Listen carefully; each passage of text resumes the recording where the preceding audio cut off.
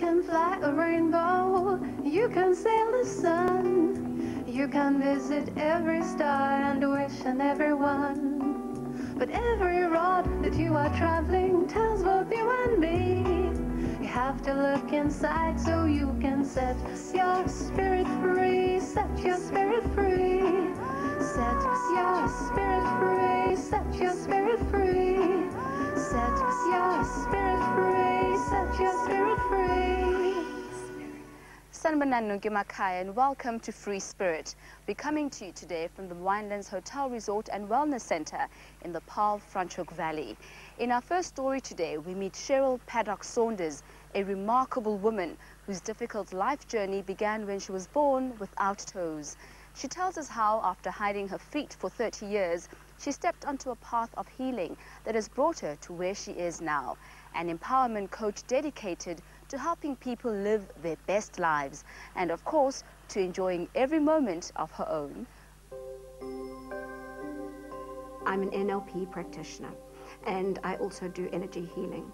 And it's really about feeling the energy that's coming from people's energy centers.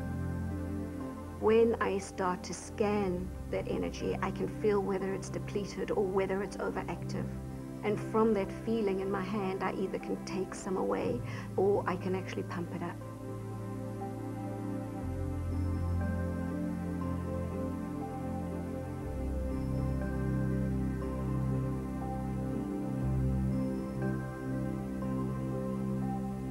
When I was born, my parents didn't have the joy of counting 10 little fingers and 10 little toes, as the story goes.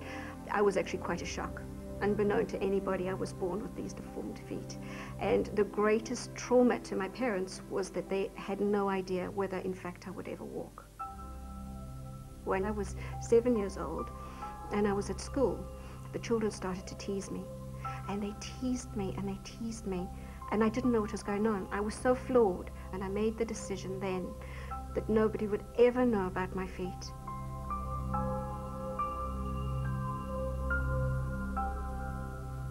When I was 16, I met my future husband. We went out for 2 years before he actually found out about my feet. And it was so traumatic. We broke up. I would not take my shoes off. And eventually he came back and he said, all right. And so I showed him my feet. And he said to me, well, they really are nothing that we want to share with anybody else, so this will be our secret. Eventually the marriage broke down, and when I was 30 we got divorced.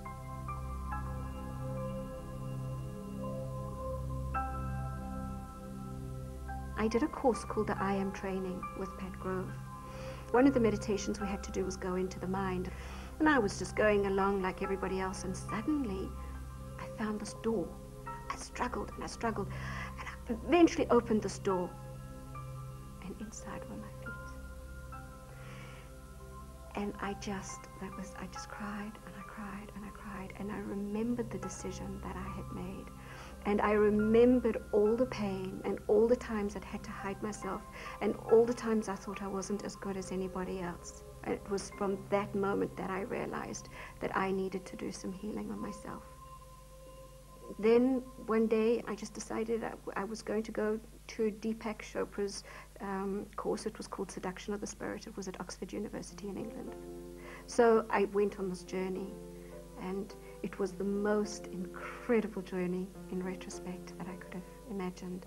All of us, 250, were meditating so much, and as we would have a thought, it would manifest. That's how I started realizing that this is something that you and I, the farm workers, the uneducated, the educated, the poor, the sick, we can all do this.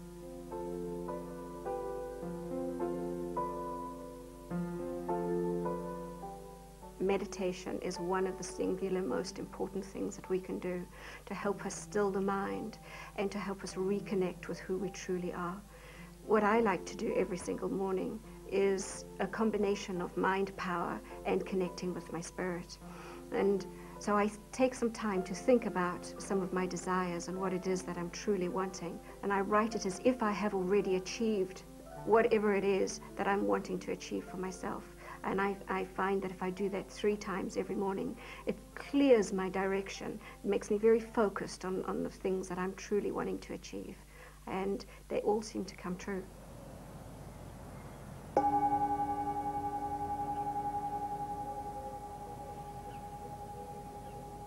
I truly believe that the soul wants to evolve, and so we make these choices about our lifetime. So we choose the parents and perhaps the deformities or the situations, and then it's up to us to start acknowledging that this is what I have, how can I make the best of it? For me, it's just being quiet, learning to come to terms with ourselves, and then enjoying it. It doesn't mean that when I get dressed and when I walk to the shops and I look at these beautiful sandals and shoes, I don't crave and hanker. I'm aware of putting on another pair of shoes. Does it have enough insoles? Can I walk on this ground? Can I get down that hill? So yes, I am aware of my feet all the time. But, you know, I can do so much, and they become a real blessing in what I can do rather than what I can't do.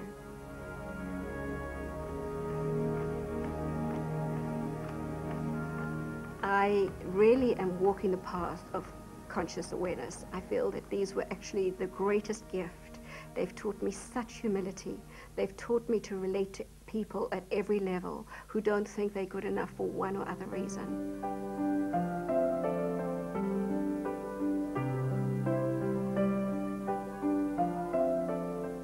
I assist the Schoonsach sisters, and they have a branch in Hanover Park where they teach literacy, and then they also have outreach programs to Paarl and Stellenbosch.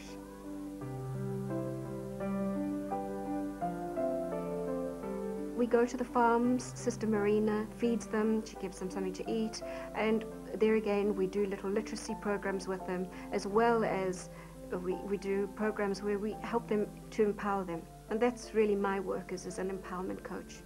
We've come here tonight to help you to improve your lives. I want you to think of just one thing that you would like to have. Convertible. A convertible.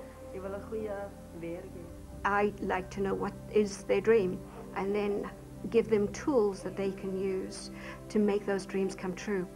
Whatever your dream, I want you to see yourself already having what you want.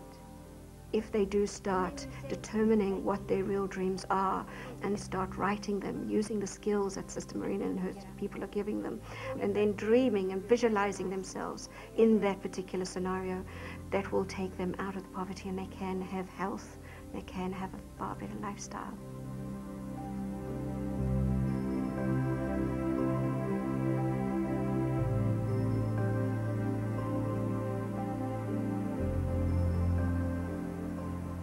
It's because of my feet that I've gone on the journey and led the life that I have led.